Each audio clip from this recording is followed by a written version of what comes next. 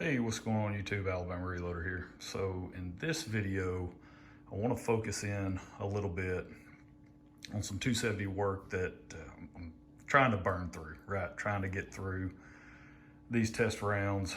And because really at the end of the day, the only thing that matters are monolithics, right? That's all we're worried about. That's what we're trying to get to. Get through the traditional cup and core stuff that no one cares about, whatever, to see how the monolithics are going to shoot in the Browning X-Bolt Max Long Range to 5.0 super high speed, low drag, whiz bang model number with Browning and their insanely long names. But what are we talking about here? I loaded up several different I guess cup and core style, more traditional style hunting bullets to test in this Browning. And yeah, let's check out some of the results. So I haven't shot everything. This is what I have left to shoot. So there was a couple of reasons why I wanted to sort of load some more of these up instead of switching right over to monolithics. I think now I'm at 102 rounds down the barrel. So before this last range trip though, I was at 80. And definitely could have scrubbed the barrel down, swapped over to monolithics because I've actually already got them loaded up. And I've got 3 different bullets that I want to go test with super performance powder, which in the past has performed really, really well with monolithics in 270 Winchester. So I'm excited to see how it's going to shoot in this Browning. But couple of things that I wanted to test, couple of combinations, like this guy, for instance. This is the Sierra. These are the pull bullets, those 140 grain Game Kings, right? Hollow point boat tail. I wanted to load up some of these because I had IMR 7977 sitting over on the old powder shelf, and it's been sitting there forever, and had just a little bit of it left. And so I was like, well, let me load some of that up, right? Because that's a combination that Sierra lists load data for. So went ahead and loaded some of those up. Actually loaded some up for this rifle and for the Remington 700. Haven't shot those yet, so we'll see how those do. But I wanted to load up that combination because, again, I had very little of that powder left. Trying to burn through some powders that have been sitting on the shelf for quite a while, and I've got just a little bit left. Not enough to actually do load development with, or really extensive load development, just kind of burn them up, right? So that's the stuff for 79, 77 with the 140 Game King. These 5 rounds here, these are the Spear 130 grain Grand Slam. Yes, the exact same bullet that failed. That's for some reason people can't wrap their mind around something failing and succeeding at the same time, right? Did a video on this, actually did a couple of videos. I killed a buck with this bullet, I don't know, a year or 2 ago, something like that. Had a jacket and core, complete jacket and core separation with this bullet. Shot was about 100 yards, maybe 90 to 100 yard shot. And broadside, punched the deer. Deer didn't go 10, 15 yards, piled up, right? I mean, it was awesome. Super pumped. Didn't get a video of that one. But really, really excited when that all happened. I go to gut the deer, and I actually found the jacket, right, on the underside of the hide on the opposing shoulder, and complete jacket core separation, which I did a video on it, an initial video where I consider that a bullet failure. Okay, people they get wrapped around the axle on the terminology here, but the bullet failed because this bullet, the Spear Grand Slam, is not meant to do that. You can call Spear and ask them, because that's what I did. And talked to the technician. He said in all the years he's worked at Spear, which has been a really long time, he had never heard of someone, he never had someone call in and tell him that they had a Grand Slam bullet that separated the core and the jacket, complete separation. He said he'd never had that happen before. So He, okay, again, spear technician, said it was a failure on the bullet. It should not have done that. So just so people, like, I don't know why people get worked up over this, but there were a lot of comments on that video about how it wasn't a failure. It's like, well, was the deer dead? Well, then it wasn't a failure then. I hear you, but not according to Spear. They said it failed. So you're wrong. So there you go. Go pound sand. Got 5 of those loaded up, and I did that because I had just a little bit of, I believe it was IMR 4064. I don't know if I wrote it down. Yeah, here we go. Yep.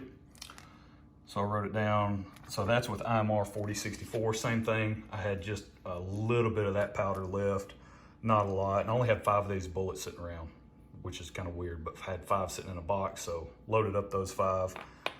Gonna shoot through those. It's just a random charge. Let's see, what else? Oh, loaded up some of the 130 Hornady SST, 130 grain bullets there. The 140s and the 150s shot decently well when I was first sort of breaking in this barrel. If you want to say that, you got to put that in air quotes and caveat it, because people will call you out on it that you don't have to do that, blah, blah, blah, whatever. Okay, keyboard warrior. Guarantee you I shoot more than you do, and I reload a lot more ammo than you do, so yeah, but feel free to just regurgitate whatever you hear on the internet and type away.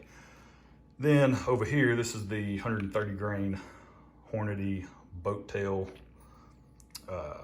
No, not a boat tail. This is a flat base. This is the interlock, 130 grain interlock flat base. Loaded up both of those with IMR 4064. I had just enough powder to load up 30 rounds. So that's what I did. Well, 30 plus the 5, so 35. And then just a few kernels left, so chunked that. So got rid of that powder, so that's nice. What else? Yeah, see, I've already got the monolithic stuff written down and loaded up. Got everything else documented. So let's get to what we actually shot today, which was this stuff. Reloader 22 and the Nosler 130 grain ballistic tip. I had 15 of these bullets left. Again, weird quantities of bullets, right? And I just wanted to burn through those 15. And I had some Reloader 22 on the powder shelf. And Nosler showed pretty good, at least velocity and sort of results in general with that powder combination as far as case fill and everything goes. So wanted to try it out. Here's what I tested, 54 through 58. This is Nosler's window that they show in their manual, 54 grains to 58 grains, so that's min to max. Started at 54 and I just jumped 1 grain each time. You can see the velocity results there. I've also written it down on the target, so let's just go see what the target looks like.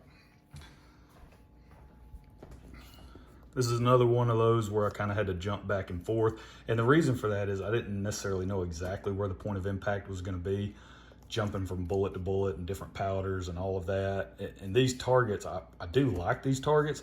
However, there's not a lot of space, right, on the edges. And I really wanted to keep everything on the target. So I actually started here. I didn't know where we would land relative to point of aim, you know, horizontally. So this was actually the first group. So you see the velocity there, 1.110 inches, point of aim, point of impact. Second group, really good, 0.414, 2809 on the velocity, point of aim, point of impact. Third group, 1.113, point of aim, point of impact. So it kind of started off a little further to the right and then started to drift down and to the left. Fourth group, now it's just down and to the right. That's actually 2 bullet holes. That's 2 in 1 hole there.